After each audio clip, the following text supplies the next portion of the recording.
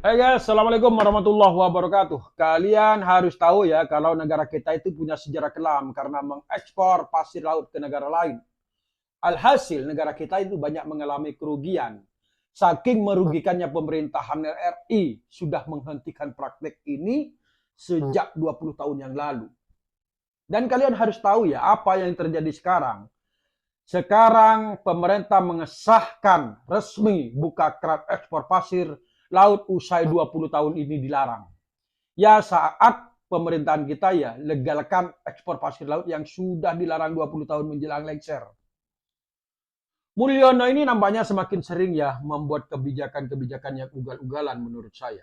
Baru saja kemarin pemerintah mengumumkan akan kembali membuka keran ekspor pasir laut ke luar negeri. Puluhan, puluhan perusahaan sudah langsung rebutan untuk mendapatkan proyek ini. Bayangkan puluhan perusahaan kawannya rebutan.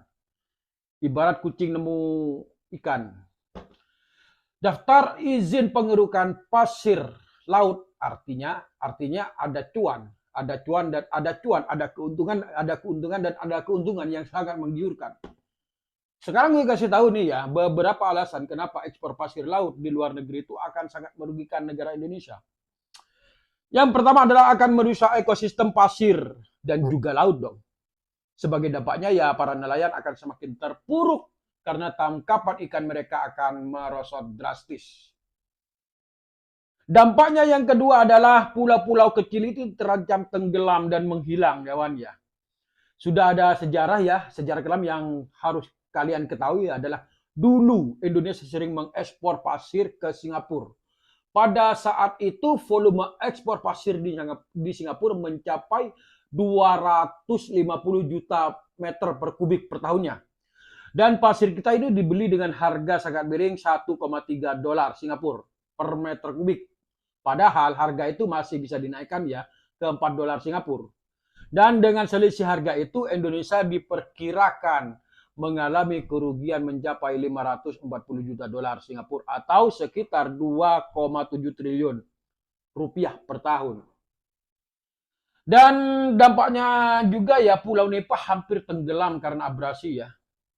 Padahal Pulau Nepah ini adalah tolak ukur perbatasan antara Indonesia dan Singapura. Dan dampak lainnya adalah daratan Singapura semakin luas. Yang awalnya hanya sekitar 578 km persegi, sekarang menjadi 719 km persegi. Nambah 25% daratannya. Sementara pulau-pulau kecil di Indonesia menghilang dan tenggelam. Tentu masih banyak mudaratnya lainnya seperti perubahan iklim dan lain-lain. Tapi kayaknya yang berwenang kita enggak bakal mikir sampai ke sana ya. Karena apa? Pak Mulyono ini sebagai kepala negara kayaknya juga enggak paham soal konsep environmental etis. Yang ada di kepalanya cuma bisnis, bisnis, dan bisnis. Cuan, cuan, dan cuan. Meski demikian, pemerintah berdalih bahwa pasir yang akan diekspor ini katanya adalah pasir hasil sedimentasi, pembersihan untuk menjaga ekosistem, dan juga katanya kebutuhan pasir di dalam negeri sudah mencukupi akan membuat regulasi yang ketat. Tapi percayalah kawan, semua itu alibi yang hanya omong kosong.